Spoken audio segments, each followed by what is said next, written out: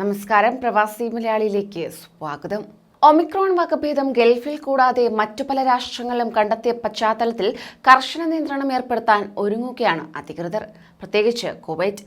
ഇപ്പോഴത്തെ ഒമിക്രോൺ പശ്ചാത്തലത്തിൽ tourist visa നടപടികൾ കർശനമാക്കിക്കൊണ്ട് രംഗത്തെത്തിയിരിക്കുന്നു കുവൈറ്റ്.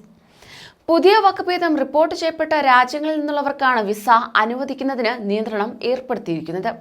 അതോടൊപ്പം തന്നെ കോവിഡ് സാഹചര്യം മെച്ചപ്പെട്ടതിനെ തുടർന്ന് 53 രാജ്യക്കാർക്ക് നവംബർ അവസാന വാരം മുതൽ ഓൺലൈനായി കുവൈറ്റ് സന്ദർശക വിസ അനുവദിച്ചിരുന്നു. ഏതെങ്കിലും GCC രാജ്യത്ത് 6 മാസത്തിലേറെ താമസാനുമതിയുള്ള പ്രൊഫഷണലുകൾക്കും ഈ വിസ നൽകുമെന്ന് അധികൃതർ അറിയിക്കുകയുണ്ടായി. ഇതിനുശേഷമാണ് ഒമിക്രോൺ വൈറസ് വകഭേദം വിവിധ രാജ്യങ്ങളിൽ പടരുന്നത്.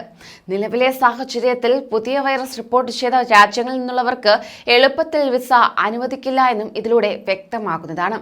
ഒരാഴ്ചക്കിടെ 1200 ടൂറിസ്റ്റ് വിസയാണ് ആഭ്യന്തര മന്ത്രാലയം ഇഷ്യൂ ചെയ്തത്. ഇതിൽ ഭൂരിഭാഗവും 53 രാജ്യങ്ങളിൽ നിന്നുള്ള അപേക്ഷകളിൽ ആയിരുന്നു. ഏത് തരം വിസയിൽ ഉള്ളവരായാലും കുവൈറ്റിൽ എത്തുന്നവരുടെ ട്രാവൽ ഹിസ്റ്ററി പരിശോധിക്കാൻ ആരോഗ്യ മന്ത്രാലയം വ്യോമയാന വകുപ്പിന് നിർദ്ദേശം നൽകിയിരിക്കുകയാണ്. ഒമിക്രോൺ റിപ്പോർട്ട് ചെയ്യപ്പെട്ട രാജ്യങ്ങളിൽ അടുത്തിടെ പോയവരാണെങ്കിൽ തന്നെ പരിശോധന കർശനമാക്കുന്നതായിരിക്കും. മറ്റൊരു രാജ്യത്ത് 14 ദിവസം കഴിയാതെ ഇവരെ കുവൈറ്റിലേക്ക് പ്രവേശിപ്പിക്കില്ല എന്നാണ് സൂചന. അതേസമയം ഒമിക്രോൺ ആശങ്കകൾക്ക് പിന്നാലെ പ്രവാസികൾക്ക് ആശങ്കയായി കുവൈറ്റിന്റെ തീരുമാനം. രാജ്യത്തെ സർക്കാർ മേഖലകളിലെ ജോലികൾക്ക് പ്രത്യേക നിയന്ത്രണം വരുന്നതായി പബ്ലിക് അതോറിറ്റി ഫോർ മാൻ പവറിലെ national labour sector deputy director general Abdullah Al മുതത്ത അറിയിച്ചിരിക്കുകയാണ്. പൊതുമേഖലയുമായി ബന്ധപ്പെട്ട കരാർ ജോലികളിൽ ഉൾപ്പെടെ സ്വദേശിവൽക്കരണം വ്യാപിപ്പിക്കുകയാണ് ലക്ഷ്യമെന്ന് അദ്ദേഹം വ്യക്തമാക്കുകയും ചെയ്തു. കുവൈറ്റ് വ്യവസായ യൂണിയനുമായി കൂടിക്കാഴ്ച നടത്തിയ ശേഷമാണ് അദ്ദേഹം ഇക്കാര്യം അറിയിച്ചത്. അതോടൊപ്പം തന്നെ സർക്കാർ മേഖലകളിലെ സ്വദേശികൾക്ക് തൊഴിൽ സംവരണത്തിന് നിശ്ചിത തോത് നിർണയിച്ചിട്ടുണ്ട്.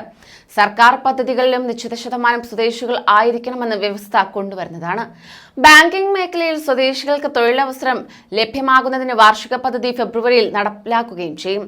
സർക്കാർ സ്വകാര്യ മേഖലകളിൽ സ്വദേശികളുടെ സാന്നിധ്യം തുല്യമാകുന്നതുമായി ബന്ധപ്പെട്ട് നിർദ്ദേശവും പുറപ്പെടുവിച്ചിട്ടുണ്ട്. ഇന്ത്യയിലും കഴിഞ്ഞ ദിവസം ഒമിക്രോൺ റിപ്പോർട്ട് ചെയ്യപ്പെടുകയുണ്ടായി. ഇതിന് പിന്നാലെ ഒമിക്രോൺ റിപ്പോർട്ട് ചെയ്യപ്പെടുന്ന 30ാമത്തെ രാജ്യമായി ഇന്ത്യ മാറുകയായിരുന്നു. ആയതിനാൽ തന്നെ നാട്ടിലുള്ള പ്രവാസികൾ കടുത്ത ആശങ്കയിലാണ്. ഇതിനോടകം തന്നെ നാട്ടിൽ വരാനിരുന്ന പ്രവാസികൾ യാത്രകൾ റദ്ദു ചെയ്യുകയും ചെയ്തതായാണ് ലഭ്യമാകുന്ന വിവരം. കൂടുതൽ പ്രവാസി വാർത്തകൾക്കായി ഈ ചാനൽ സബ്സ്ക്രൈബ് ചെയ്യൂ.